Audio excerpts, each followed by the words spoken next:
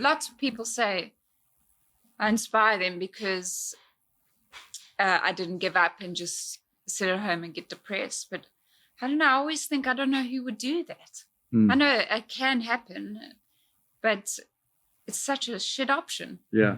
It's like doesn't feel good at all. If you just, sit at home, if you're depressed, you feel down. Like I can't take that. I just want to get back into life and do things. That's why I got back into horse riding.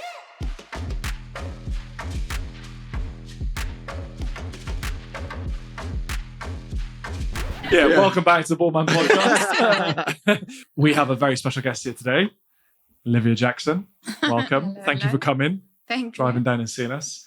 I don't even know where to start with your story because she's just incredible.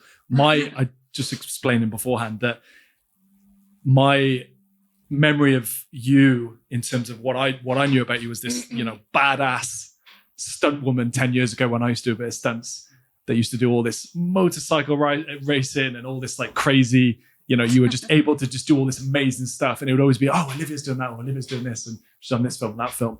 So I had a kind of, interpretation of what you were like when you used to be a stunt performer.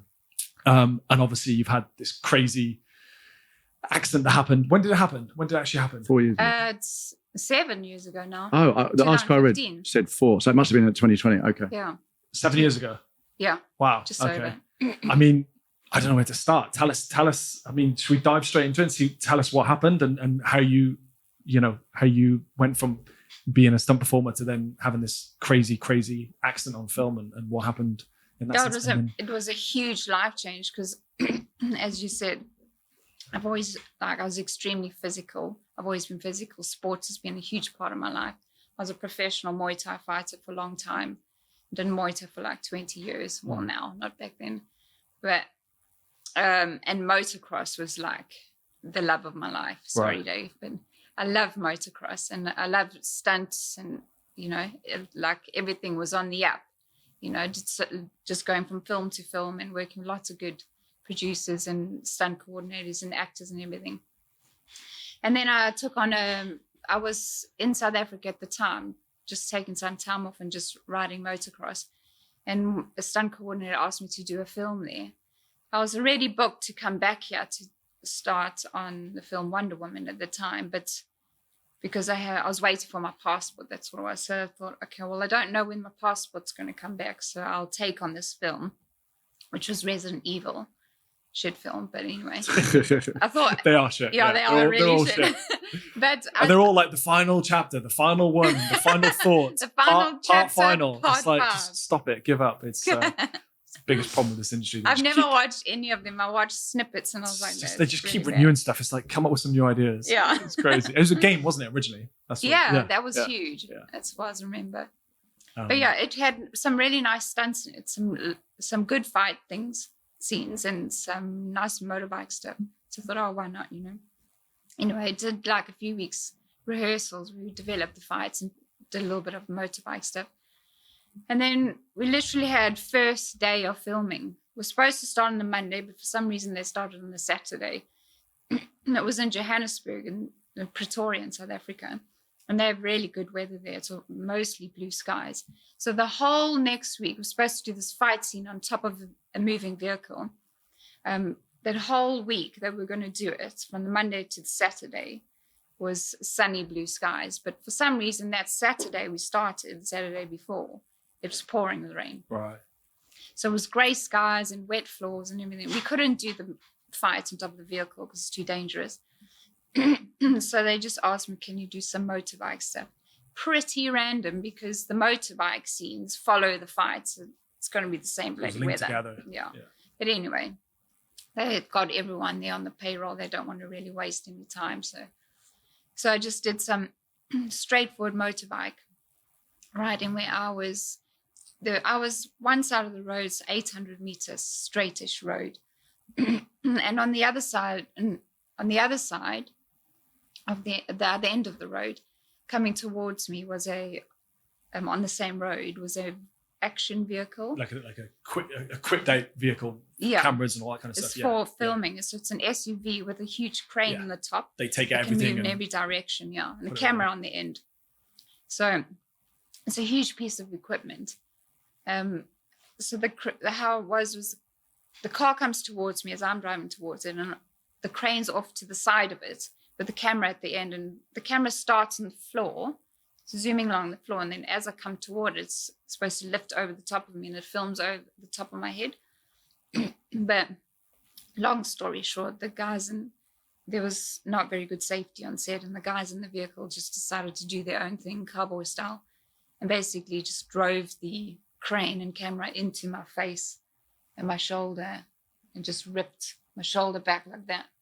So which resulted in a massive spinal cord injury on my neck and brain injury, and almost internally bled to death, and you name it. The list is huge on the amount of injuries. You would need another podcast for that one. You mentioned beforehand you were in a coma for 3 weeks, right? Yeah, they put me in an induced coma for 3 weeks because of my brain injury. So I had brain bleed and brain swelling. I've got still a brain injury now, but and I had these, I think it's brachial artery, might be wrong, but these arteries here, they're all severed, so just bleeding. Apparently my shoulder was up here. When my sister was in the neighborhood, so they called her and she rushed to the hospital. And when she got to the hospital, she saw, so rugby's a huge sport in South Africa. She was in there, and it's a very special trauma ICU, that hospital, luckily. So somebody wheeled past on a bed. She saw them and then said to the nurse, "Where's my sister?" And they said, "There she is." But she thought I was a rugby guy, because she said I was huge from like just internal swelling from bleeding. Can you remember? Were you just like, did you just get hit and just got gone? I can't remember. I can remember everything from the day. And then I don't remember the incidents, but I can remember 1 second of seeing the top of the ambulance. And then I was just in a coma for 3 weeks. And you said you lost like 30 kilos, right, in those 3 weeks? Yeah, I was tiny when I came out. I remember so I was in a coma for 3 weeks, and then I had like another week where I was just lying, looking up to the ceiling. And after maybe another week, they lifted the bed up. So I saw my own legs, because my legs could still move. Then I lifted my leg up, and my knee was the biggest part of my whole leg, and I had pretty small knees. There was nothing to me really. But I had to learn to walk again. I had to learn to sit up. I had no muscles in my body to hold me up. And because of the brain injury, it knocks everything out. So I had to learn. I was like a baby. I had to learn to sort of sit up on my own. And then when I could sit up, then I had to learn to stand up. I had to learn to walk. Yeah, it's a long process. It's unbelievable you survived that, right? Yeah, it's just really crazy. Like to have that level of something hitting you like that is crazy to survive that. And I have like one of the nerves that are injured in my spinal cord is right up here by the head. Right. I think it's C2 or something. And there's right above it, about that far away, is another nerve that goes for your heart and your lungs. So it's like that close, probably to instant death. It's not very scientific, but and these arteries here, obviously, as well, that are coming down here because it impacted your shoulder, right? So the core. Yeah, well, those stopped all the blood flow to my arm, right? Which they were worrying about. But my arm, like every bone in my arm was broken, and the forearm bones, whatever you call them, can't remember, radius and ulnar, is it? They were an open fracture, so they came through the skin, and there's like a bone of 9 centimeters like that missing, just went missing. My thumb was missing. Oh my God. So they had to put you couldn't find it? Just gone. Yeah, pretty random. Then the guy, a safety officer, found my thumb the next day and bought my thumb, and like, I found it. It's crazy. You shouldn't laugh, but it's just it's just sort of unbelievable. So they were worried about the blood flow. But in the end, everything here is paralyzed, basically from here straight down the middle, all the way down to my waist, and the same at the back, including my neck, is all paralyzed. Really? So my arm amputation was my own decision. Right. So I had this heavy, limp arm. Yeah. And then to replace the missing bone, they wanted to take one of my lower leg bones. I was like, no, Yeah. you're not chopping the rest of my body. Yeah. And it's never going to work. So, I can't even imagine all the after work and all the pain that must have been afterwards. Yeah. With going in it's a constantly. lot of work. Yeah. How many times did you go back to hospital to get stuff done? I was originally in hospital quite a few months. Right. And then we got an apartment like 5 minutes away. So I could be there, and then I would just drive in every day. But so many surgeries. And then eventually we could come back to the UK like 4 months later. And then I had constant surgeries here up until about 2 years ago. And now I would still have surgeries, but there's nothing that can do. Like, this issue is really my worst problem. Right. My paralyzed neck, but there's nothing they can do. And I've tried everyone. Right. Yeah. Have you looked at, okay, well, I mean, I so many things to talk about in terms of like, Neuralink are doing this. Have you seen what they're doing with people that have lost feeling in their arm? They're doing human implants this year. That's what I just told you about with Elon Musk, the Neuralink. Oh, yes. Yeah. But Yeah. about blind, I thought it was mainly for blindness. No, it's actually people who have lost like okay. arms and who have got have got complete paralysis. So yeah, he's doing it. And the main guy, one of the main guys from there said it's 100% going to work. So that's kind of interesting, right? Yeah, I wonder why. I mean, they can do heart transplant and brain transplant, can't they? Why wouldn't they be able to do a limb transplant? Yeah, well, this is basically to get any sensation you've got missing. There's going to be between the nerve to the brain, right? The motor cortex. Oh, that link, yeah. Yeah, they can fix them. They can do. They're going to be able to do the what's it called? The one that goes to the retina that Adam's lost. Blindness. Yeah, but what's the cord that goes to your eyes? God knows. Retina, yeah. You know, but there's a lot. Basically, what they've said is if you pull from the back of your retina, I can't remember. My mind's gone blank. But it goes to your brain. You know, I want to say. Is it the nerve? It's the nerve, yeah. But there's a specific name for it. But you can basically plug it back anywhere into the brain, and those neurons will reform around it, Oh, right. and that will become your occipital lobe, which helps you see again. So they do. Okay, Yeah. yes, The site, they said they're going to fix that and out in Alzheimer's. Yeah. I mean, it's kind of like quite a few stages where you're at. First of all, I don't know how you survived, actually alive. That's the first thing. And the second thing is like how you haven't recovered, but the fact that you're sitting here, you've just driven down on your own to London. It's just crazy. And the fact that I've seen, I was watching a little bit of the process and saw you back and forth hospital and then saw you like on a horse. And I was like, it's crazy how this woman is just like so strong. And I know you're independent and you're strong-minded and like I said, you were a complete badass stunt woman before. You don't sort of want anyone to feel sorry for you in that sense. But the fact that you're starting to do things that just almost impossible. How is that possible? Well, I just wanted to get on. I didn't want to. I'm not someone to sit at home, and I didn't try and push it in the beginning. I did so much rehab stuff. I'm not a person for boring stuff. I hate low level repetitive stuff. Yeah. Not for me. But in the beginning, no lies, I'd do 3 hours a day. We changed our motorbike garage into a physio gym. Mm-hmm.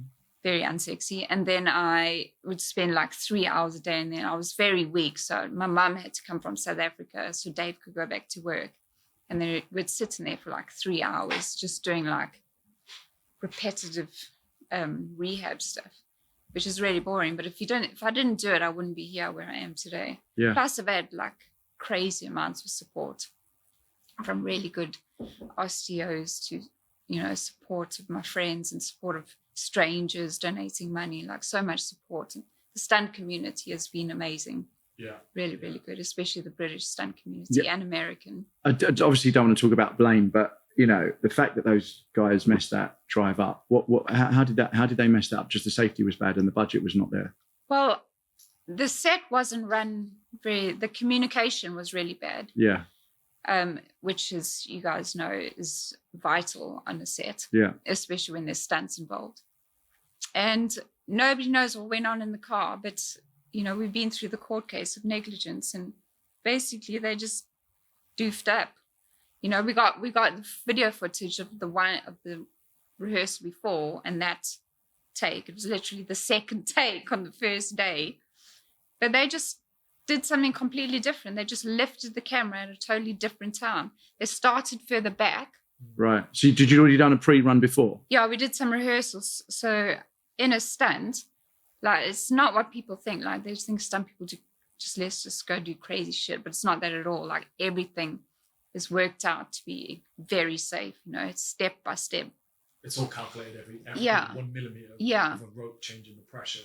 Yeah. So, 1 meter distance in driving or slight different change in speed, like that all makes a difference. Yeah. So we worked out where the safe distance and timing was, everything. And then on the take where the incident was, they moved back like 200-300 meters. And then, which I didn't notice, but you can see on the video footage, I couldn't see from where I was.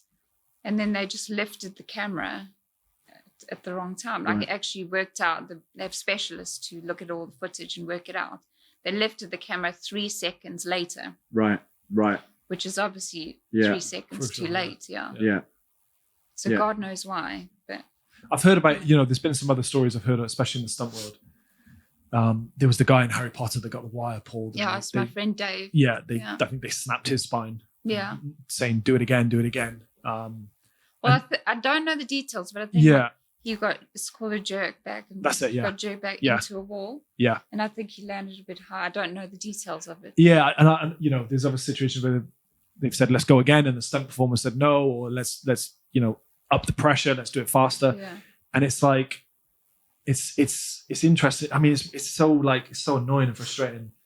I hate when people make mistakes on their own sort of fault. But how is, and you might not know the answer to this, but surely something's got to change. Otherwise, it's just crazy. The fact that it's happening in the film industry and people are even allowed to work again, or they're able to just make these mistakes. It's not just make a mistake, I've lost some money, or I've lost. Do you mean it's people's lives? It's actually. There's something funny about the film industry. Like in my incident, the people that have been deemed negligent by court, they just go back to work. Nothing changes. There's something about that doesn't fall into normal law. God knows why. Yeah. So people don't really get held responsible. Yeah. Often what happens in these type of incidents is the producers end up paying up loads of money because they just want it to go away. Yeah. But nobody again gets held responsible. Nobody learns. Didn't that guy just shoot someone on set and get away with it? He got away with it, right? I don't know what happened on. No, he's actually just been been arrested. He's deemed as it's like something involuntary manslaughter. Involuntary manslaughter. Oh, so he's going to get in trouble for it. He's going to get in trouble. Yeah. Right. Which is a kind of weird one. And the first AD is not being charged. Right. When he should have said check the gun. It's just, I've heard, over the years, I mean, it's not been, many, but I've heard a couple of stories, and yours is, top of the case in that sense.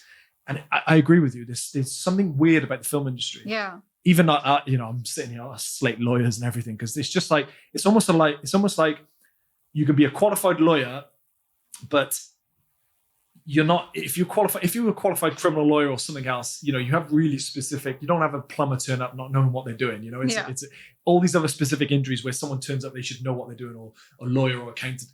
And there's just something about the film industry where it's just gun ho. It's a bit like, I've done one thing, I can do that, or the guys on your set could have just not been trained or done anything. And it's almost like that weird thing where people can just step into something and be given all this responsibility.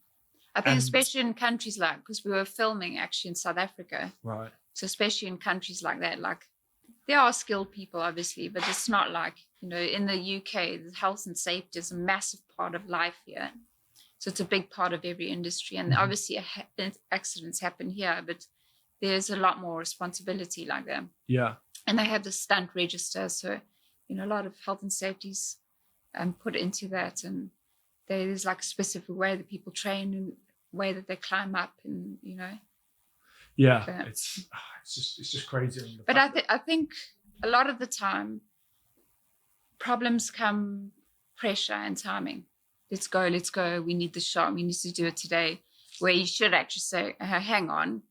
Our pick point was from there, the rigging. Now it's from there because of the camera angle. Yeah. So now we have to re-rehearse. But they're like, no, let's go. We don't have time. We have to shoot this now.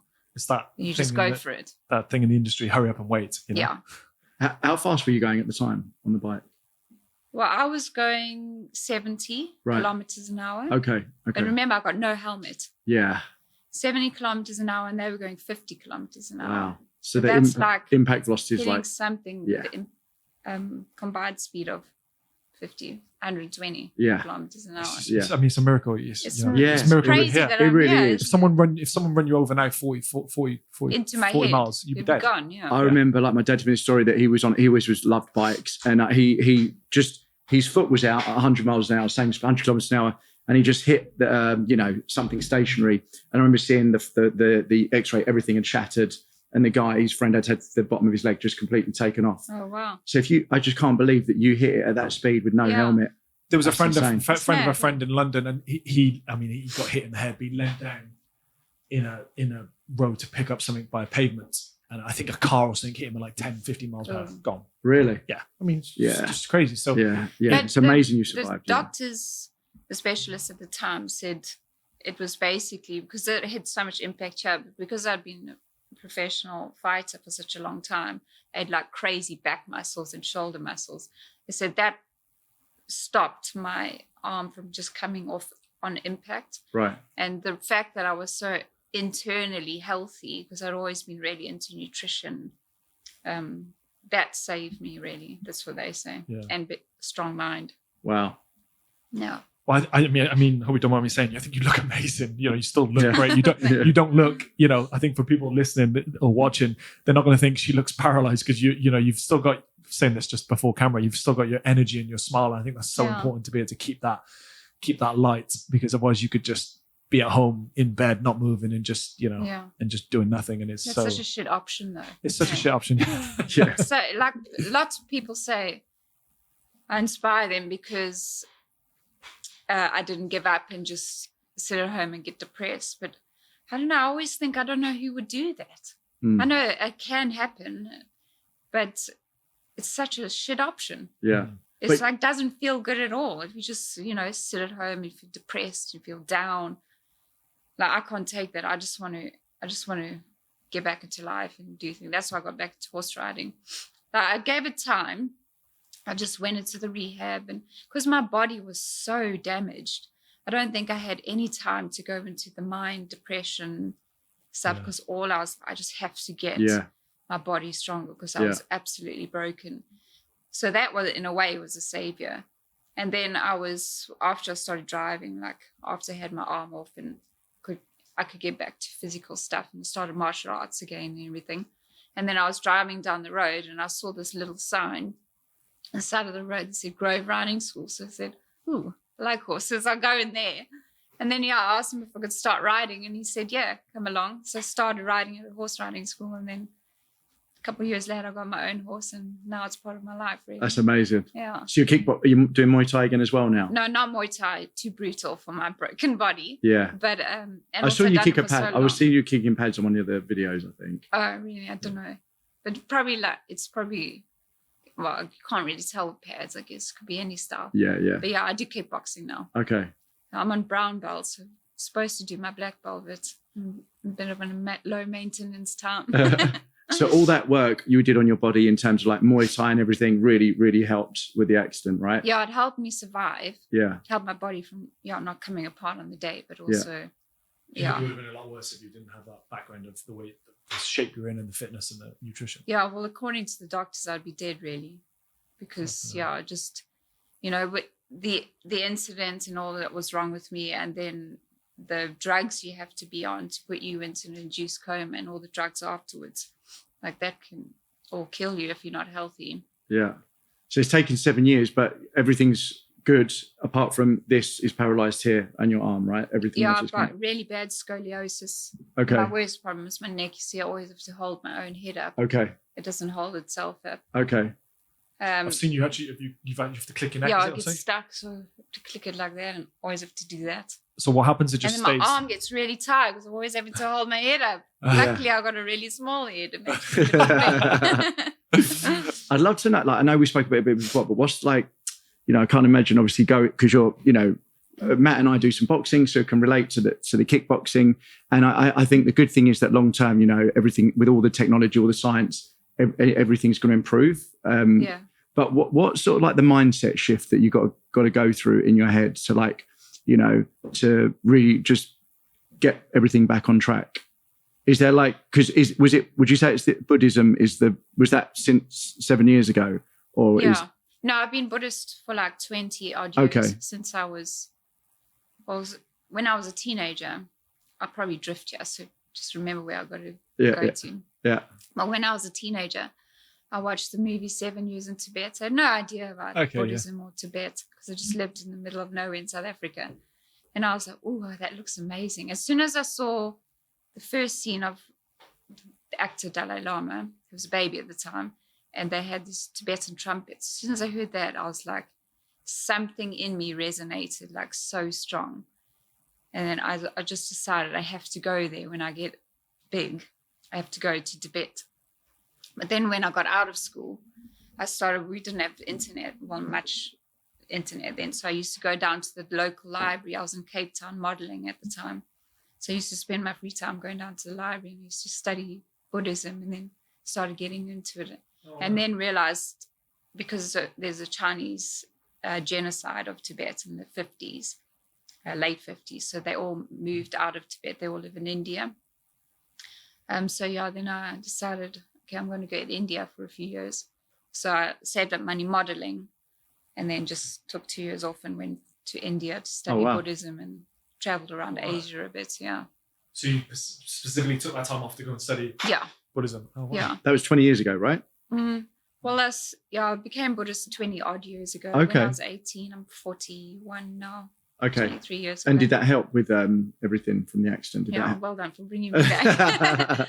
That's been a huge part of my, transformation to get past the injuries. Because, it's hard mentally, physically, spiritually, emotionally. It's hard on everything. Yeah. It's hard on your relationship. It's hard on your friendship. It's hard on everything. It's complete change of life. Yeah. But nothing in a good way. Right. So it just takes a lot of patience. Yeah. Not having to be like, I don't want this, I want to get there.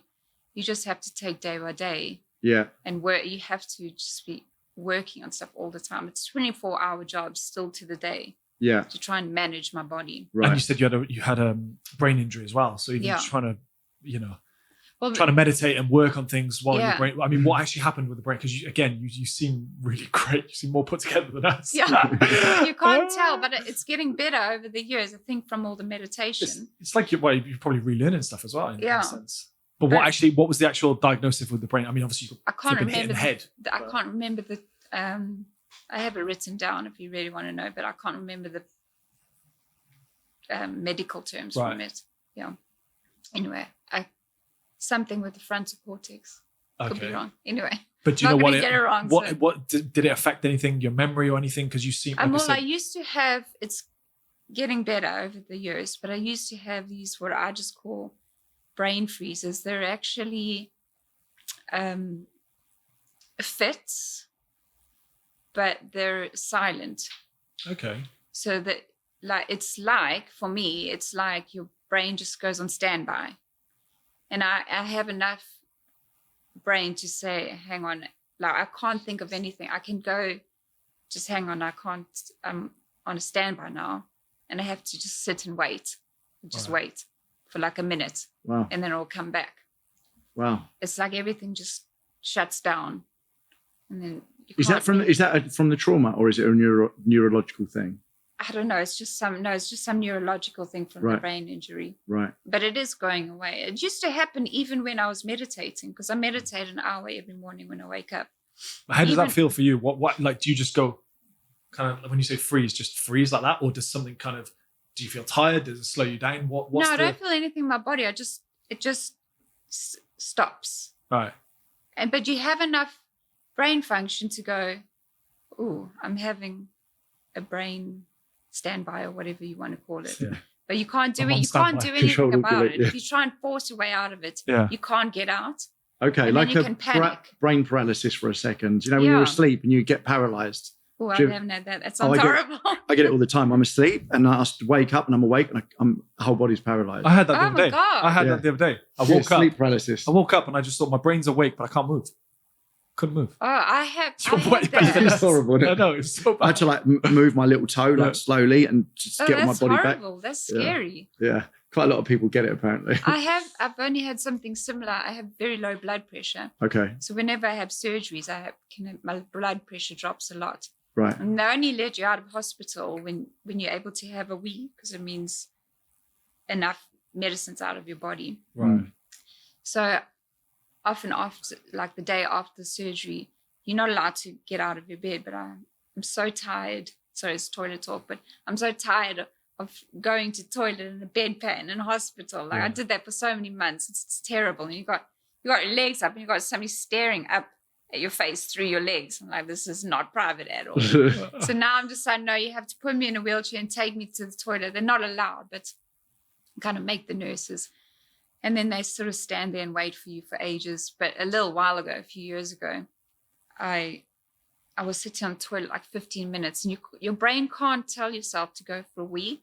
You Right. just sit and wait. And then she comes in to check on me, and then she turns a tap on to help you. Then she went out, and all of a sudden I heard this like bang. So I thought, oh my God, what's that? And then I suddenly thought, oh shit, I've fallen off the toilet. Oh, So there I am on this cold floor in the Oh, no. hospital, but I'm completely paralyzed, like you said. But my brain goes, oh my God, I'm paralyzed. But I yeah. could not wake up. I was like locked in my body, and my ass is out because I got that hospital gown. So now I'm lying on the floor, my disposable panties at my knee, and my ass out. But yeah, I was just stuck there. And then after a while, like sort of comes back, and then yeah, I'm just shocked that you made it and lived through it. yeah. It's amazing. That's like probably the statistics of that. If that happened to like 1,000 people, probably like one person would live. Yeah. Yeah, especially with the complexity of all the different injuries. Yeah. That's why there's not many surgeries that can do to help the problems that I have in my body, because it's just not that often that they see it. Yeah. Oh, right. Yeah. Yeah. But there's so many technologies now that I'm reading about and different types of science that are coming out. Surely they're all going to be able to help, right? Do you have that in your mind as like something over the next like 10 years, you're going to be able to make use of all these different?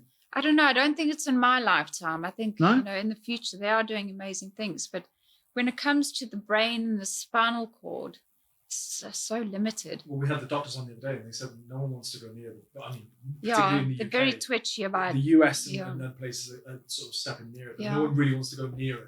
At the moment because it's another too- world, isn't yeah. it? The brain and the spinal cord. It's almost got its It's own like the life. sea That, in that space. is you, right? Yeah, I don't want to go into it, but with Neuralink a little bit. Like I've been, reading up on them since they started, like quite closely, and done a lot of reading on neurology and how the brain works. And obviously, it's, somebody said to me the other day, we think we know a lot, but we actually can't even recreate a single cell. Biologically, we can't. Yeah. But the one thing I would say is Google have started this thing. I think it's called Galactic, where they've got 3 or 4 million scientific papers together, and they've put them through this AI engine. They put them through have you heard of ChatGPT? No. It's this artificial intelligence sort of engine that was released a few weeks ago, and it's freaking the tech and the science Oh world my out. God, I think Dave showed me a video. It's insane. Yeah, is it like she looks like the one character on TV. Is it a woman? No, that's All right. that might be something called DALL-E or Stable. This is text based. So basically, it's read all of the world's data, and you can ask it anything, and you can't tell that it's not a human. Oh, right. But you can say, program me a website for Olivia, and it would just code all the and it's wow. like 95% accurate. It's really accurate. I was in the sauna yesterday with a guy. Of course you were. I was In talking- sauna. I was in the sauna. There was a guy there. Let's get this right.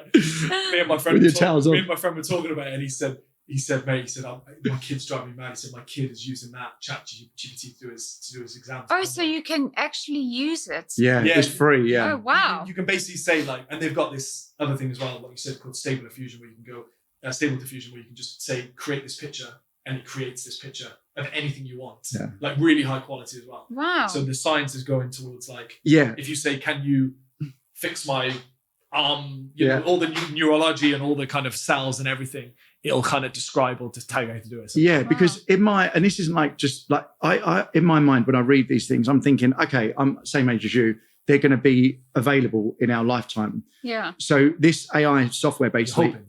I think it will. So I mean, Ray Kurzweil said, like, he's got most of his predictions right. He said by 2040, there'll be, the singularity, and there'll be. But basically, with the two things are, one, this ChatGPT, the company that owns it is called OpenAI, and they've worked with Google, and I can't remember if it's 3 million or 32 million scientific papers they're fed into this thing, and it reads them all, and it builds models on how things could be fixed. So it could be simple things like it could be anything to do with the human body. Or now on the side of that, with Neuralink, they're doing human implants this week. They've already done primates. They've already done other animals.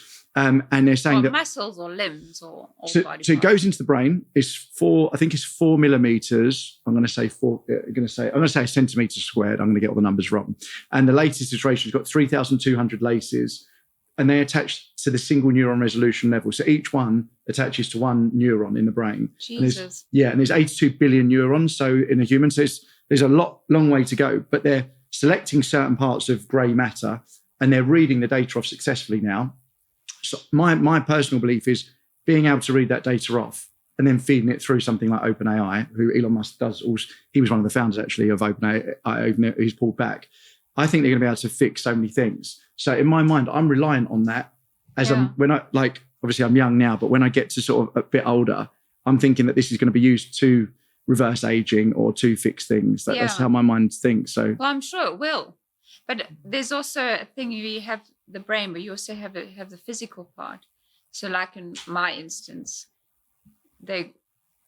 would they be able to fix the arm because there's no nerves that go into my arm? Yeah, well, they're replacing them. You have to still replace the physical part. You can, So they can replace all the nerves to get all the bit that's paralyzed. I think you said from here right up to here, right? So you essentially, I don't want to speak for them, but I asked Adam to go on the waiting list. Our friend has lost his sight, and we've asked him to go on the waiting list because they opened up the waiting list about a month ago. Oh, right. So you could get all the feeling back there, and they're saying they're definitely going to fix people that have lost all the sensation in their legs and arms. So, but is that like replacing the nerves and then reconnecting it to the brain? Well, there's a number of different ways. So have you lost what have you lost all the nerves here?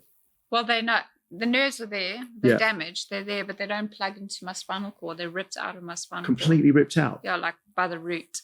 Wow. So there's no link to my brain. Yeah. I think they're all damaged anyway, like elastic, like overstretched elastic, and they break and stuff. But optic nerve, that's the one. They've created, using a number of different materials, that have recreated the optic nerve, which is the brain that goes from here to the brain and the wire. So they would, essentially be able to replace those nerves with this, synthetic wire to get all of that back. Yeah, that's amazing. Weird question. Would you look at stuff like that, or are you kind of like, you've been through everything, you're happy enough where you are now? I mean, if I knew something was definitely being used, I would definitely look into it. Yeah. So with this, it's a 15-minute operation. You stay awake because you can't feel your brain basically with the operation. Oh, yeah. And it's all done by a robot, and it's a nano Scary. Yeah. But it's better. This is the thing, right? It's like a nanofabrication robot. So it can move at nanoscale. So when you breathe and it misses... because your human hand can't be that tiny. Yeah, exactly. I saw you might have seen this. We've gone way into science now, but I saw the robot the other day, and he did an operation on a banana. Right. And it's just like what he did on that banana, how he dissected each basically element of a banana. He said no human can ever do. So I do believe in that. I'm kind of in the middle. I think you think it's like right around the corner. I do. You said it's probably a bit in the future. I think it's like in the middle, 10 years maybe. So I suppose it depends what it is. But I've always found, like my husband Dave was so adamant in the beginning, like we're going to fix things, we're going to do this, and he'd come up with, he loves the internet and looking into all these things and podcasts and documentaries and stuff. Come up with all these, let's go to see this guy, they've done this and this person's done that. But when you read, in my case anyway, when we really looked into it, it's like very specific, and they'll bring out this like AR arm, on the internet. But if you look into it and you speak to the doctors and everything, it's like got such a big story behind it, and you're so useful. But when you speak to the professionals, they're like, well, this is only in this case, and so only have this situation, and actually you have to do this and this and this, and it took them 2 years to learn how to use it, and blah blah blah. There's not enough behind it. Yeah. But that's the beginning, I guess. Yeah. If that's where they start, and then eventually become easier and more user friendly, and then more commonly used and everything. And that's the last thing I'll say is like with because I'll rant on about it forever, but what they're saying about with this AI, and I used to program a lot so that's sort of my background. And what they're saying with this AI is it's the first one that actually recreates new information and new rules, new ideas in a way. So my belief Ray Kurzweil said that once we hit this level of AI, the future is going to go so quick that we won't even be able to comprehend it. So and I think that's kind of around the corner in the next few years. Just like having no information. Yeah, well, like ChatGPT, I think Facebook took a year to get 1 million users. Pinterest took like 5 months to get 1 million users. ChatGPT got 1 million users in like 3 or 4 days. So I think, it's going to grow really quickly. But no, it's just interesting. That stuff's incredible. But to be honest, I would love to go back to a world where there's no phones, no internet. I love my movies in the series, so maybe keep those. Yeah. But like, I would prefer to live in the middle of nowhere in the mountains with a river and some horses. Yeah, I'm with you on that. Some animals. Yeah. Like nothing else. Yeah. That's the world I like. I'd love that as well. And are you still practicing Buddhism? Is that like, I know you're doing the meditation every day. What else do you have to do for it to like practice it on a day? Like, is there any? Well, everyone's different. Depends on how much you're into it. But so up until this year, I'd have 4 retreats a year. Okay. But this year, I think I have 3. So it's like a week. It's normally down in Dartmoor. I love Dartmoor. It's so cool. There with my Buddhist teacher, Rob Priest. And we have a week's meditation. It's silent meditation, so there's no talking.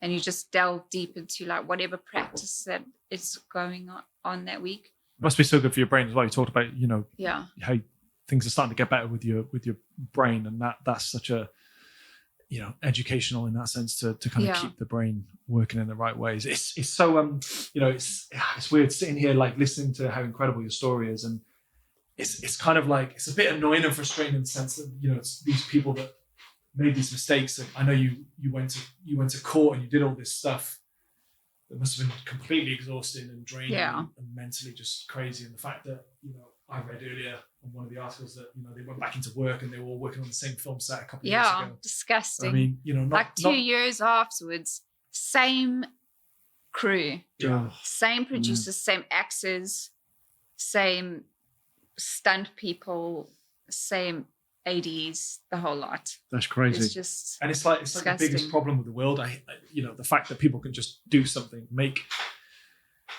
do something really bad and wrong and mistakes and all this kind of stuff, and then just kind of go back to normal as if it's nothing, not knowing like how you're affected. And I don't sort of want to bring back up the court case and stuff, but what was that like? What was that like for you? And obviously, did you get paid out something? How was it? Like what actually happened? Because I know that it's just infuriating just thinking about it. The court stuff is still going on now. Right. So we've been to court about the negligence, which they were 100% negligent. But like producers and that side of things, that everybody got away with it. It's crazy because even though they've been proved negligent. Because you won the case, right? Yeah. Yeah. As far as negligence, but they don't get held liable. It's a really long, complicated story. But in South Africa, it's not law that you have to have insurance of any sort, car, business, or anything. Really? I didn't know that. Yeah, it's not like here. Okay. So these producers, the main productions from Germany, Constantine Films, they go to produce in South Africa. It's not by law. By law of my contract with them, they have to have liability insurance. Yeah. So that is in the contract, and they're supposed to have liability insurance. You think that all films producing in the world have that, because if something goes wrong, you'll be held liable. Mm-hmm. They didn't have liability insurance. We should have both public liability and employers' liability as well. Yeah. So they didn't have anything. They lied. They had it, but it specifically says in bold italics, this does not cover key crew and cast. Right. So there wasn't anything for anyone on set. It was like office workers or something. But in what was I saying now? About the court case, them being, I think they were held reliable, but they couldn't. There's nothing there because of the insurance aspect with South Africa. Yeah. So we wanted to sue them, But everybody that we held liable, which was the stunt coordinator, because he didn't coordinate the stunts, he just left the others up to do whatever they want. The action vehicles guys, because they just went cowboy and drove it into my head. And then the film set, which producers are responsible for, because there's no communication. It's a really badly run set. All of them, because they were in South Africa, they hid behind this law that is from the government that says anyone in South Africa, because they don't have to have car insurance, anyone in South Africa, if you get in a vehicle accident of any sort, tractor, car, or anything, they can take, it's a form of indemnity for the person responsible, and they'll take over the case. Right. So if two people have a crash, or a tractor and a car have a crash, and then the tractor guy doesn't have insurance, they will indemnify the guy responsible and take over the case. So it's helping people that don't have insurance to help them with money. But in my case, they use that law to say, oh, this has got nothing to do with this. This is road accident fund, purely because we were in vehicles. Right. It's got nothing to do with being in vehicles. It's got to do with the badly run set. But because they didn't have the indemnity insurance, we could go around that and sue the producers still. But I don't know if it's all films, but many films are run in shell companies. So they have no assets. Yeah. So we could sue a company, but there's nothing in there. Right. It's a name on paper, really. Yeah, it's how majority of independent films are run. I mean, normally you set up a new company to kind of protect the rights. So you don't, if I've got Camelot Films, I wouldn't make films under Camelot, because if one film was bad, and flopped, then it would affect the whole company. And it's a wrong thing to do, really, because you should be held liable. You wouldn't get away with this in any other business, and that's it's the really sort of upsetting bit, is that there's kind of like the law, and then there should be like a human aspect where someone should just go, well, wait there, this is completely wrong. Yeah, you're to blame, and you should be responsible for that. Never mind, it's a multi-billion-dollar franchise. That movie alone, like, had a 300+ million at the box profit. office. They earned a lot of money from it, and they offered me a small amount after having a meeting with them, but it was a pathetic amount, which came with the ND agreement, like yay long. So I was like, can you say how much it was or not? It was $450,000, which is, with my problems and surgeries and stuff, it's going to go nowhere in a year. So, and the fact that you can't, I can't even talk about it. I couldn't even mention a word now. You can't work. You can't be a stunt performer again. If people know, I believe in karma, right? I'm sure that's part of Buddhist. I know it's in Indonesia, a big part of the religion's karma. Yeah. If people know about what happened, I can't see anybody going to watch another one of the films that those guys are making. Do you know what I mean? And people are so shallow, aren't they? They just miss it. It just, like I said, the story was huge. Yeah. LA Times and loads of journalists did loads of story on it. But like Olivia said, 2 years later, who's looking at it going, well, actually crazy. They're all together on a film set again. That shouldn't be allowed. Yeah. Is there not like a producer or something that when you sit in a room with him, that he's not like, hold on, we got to fix this? Well, that's what we thought. We thought like they're human. They've got children. Yeah.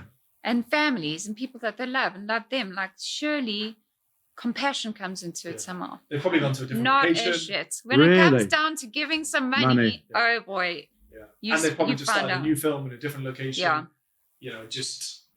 It's the same as, in a really extreme way, it's the same as the Harvey Weinstein thing. Something big has got to happen for something to change. Yeah. And Harvey Weinstein, God, I heard about Harvey Weinstein's story 10 years ago, 12 years ago. Everyone used to think, he's a pervert. He does this, he does that.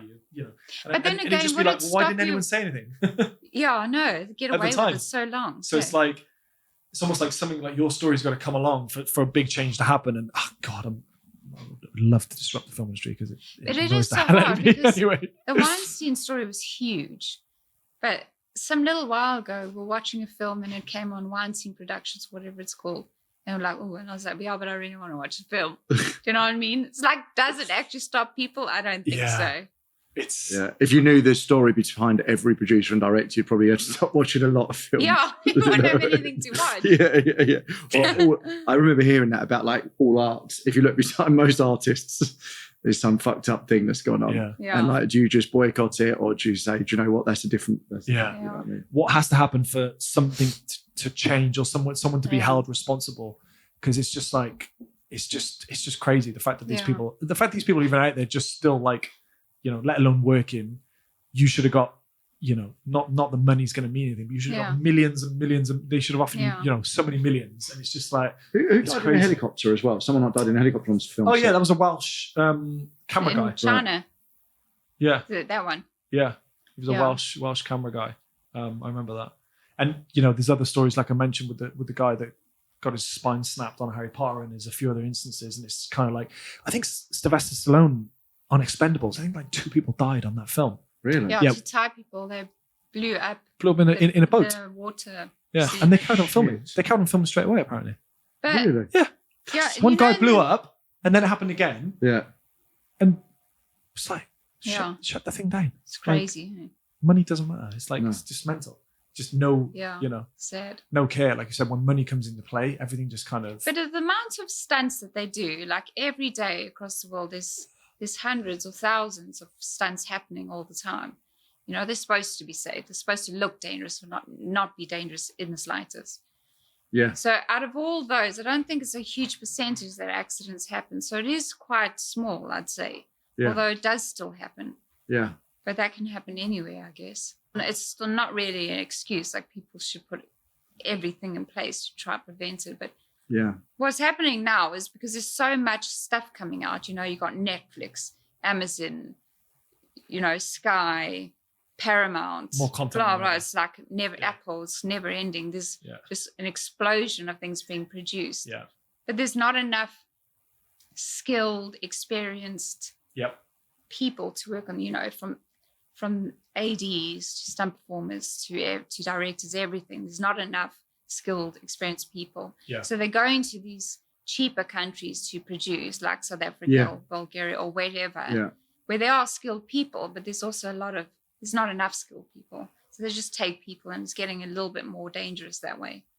And we went through the same thing with Prizefight and COVID.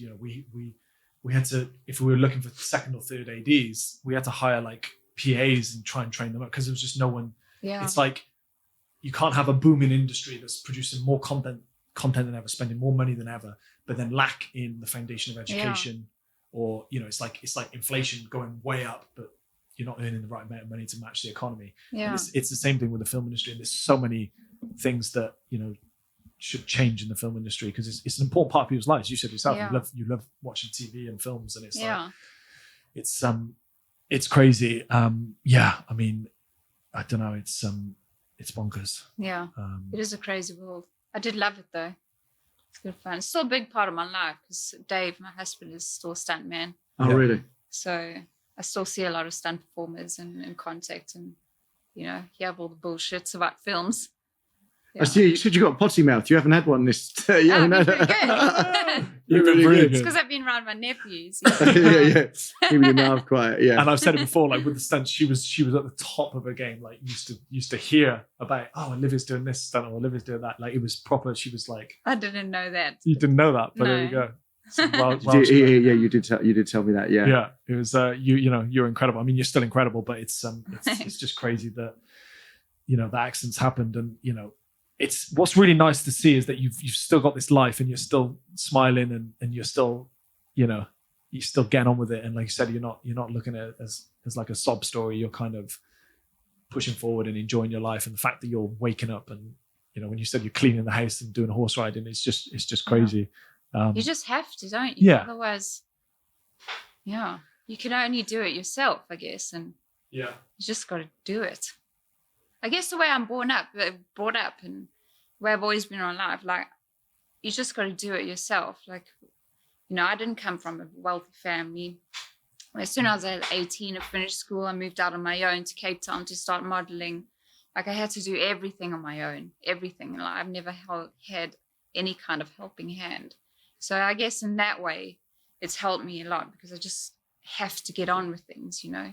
I was going to ask that. Is there something that's like rooted into your like childhood or somewhere that takes you back where you go, that's how I became that type of person and strong-minded? Or I think or so. on my own? Like when I was a child, I was always in the dirt. I love still now being in the dirt. I love even soil in my hands. Yeah.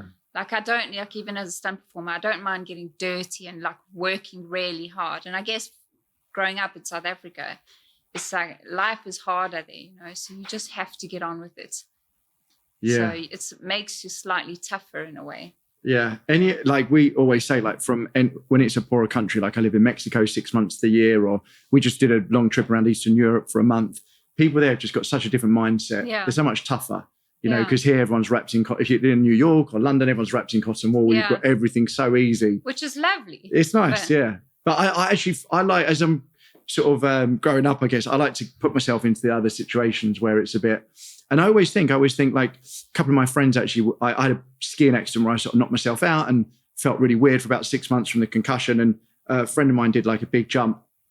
And as he didn't go fast enough and he landed on the knuckle of this black jump and, you know, on his thing, and he's completely, you know, paralyzed. And it's like, you see it every time you go and you do something, you know, there's a risk. It's like when you were driving, I would say now, you at 40, you either go one or two ways, right? You say, right, I'm gonna do more motocross, you do more. No, we do quite a bit of boxing, and Thai boxing I love, but I'm actually doing less now of the sort of the skiing and the jumps, because I saw my friends like, okay, it's pretty heavy, isn't it? What happened? Like, because he's completely different now. Like, if I'm just sitting talking to you, it's I wouldn't know much difference, right? But he literally can't do anything, you know. Toilet. It's really awful. Bless him. Yeah. So it's amazing to understand your mindset more and see how you know help other people get through it, I think. Yeah. I mean, that's a really different situation if you can't move from the head down. I have some friends like that, and it's just awful. Yeah. Bless them. It's not nice at all. It's a lot harder than my situation. Yeah. At least I can walk around, even if it's not far or it's painful. Yeah. Is there anything people can do to help in terms of the court case or the production company where they're not helping? Is there anything that we pushed or swayed in that direction to help? Nothing that I can think of. Okay. No, just never watch any Constantine films. Movies would be good. Okay. Or Resident Evil. Okay. Yeah, or Resident Evil. Yeah.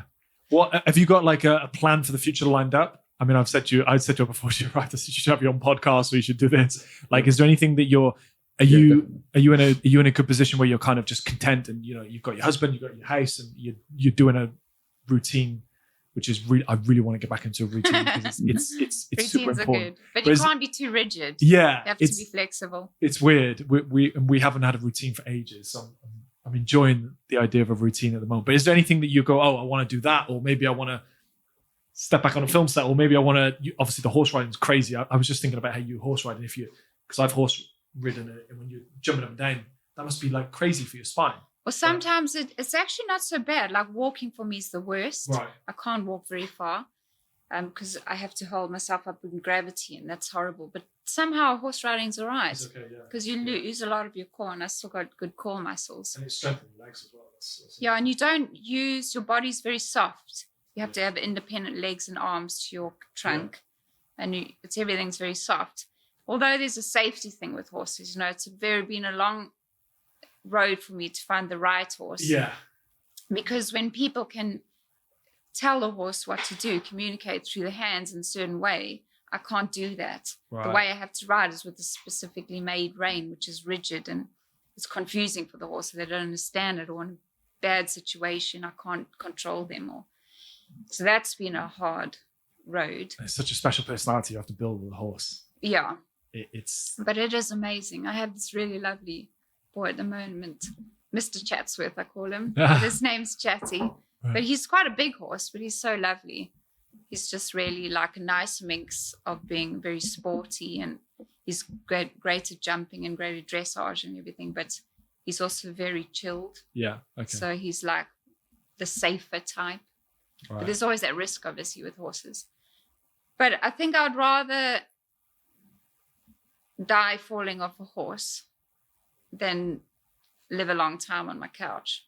Yeah. That is just not a life for me. Yeah, it's an interesting quote. Yeah, I would really love to have passion in tennis or something. That would be amazing, because it'd be so much safer, so much cheaper. But that isn't my thing. So I have to just go with a huge part of my drive and everything. My whole life has been passion. Whatever I'm passionate about, I'll put a 100% effort.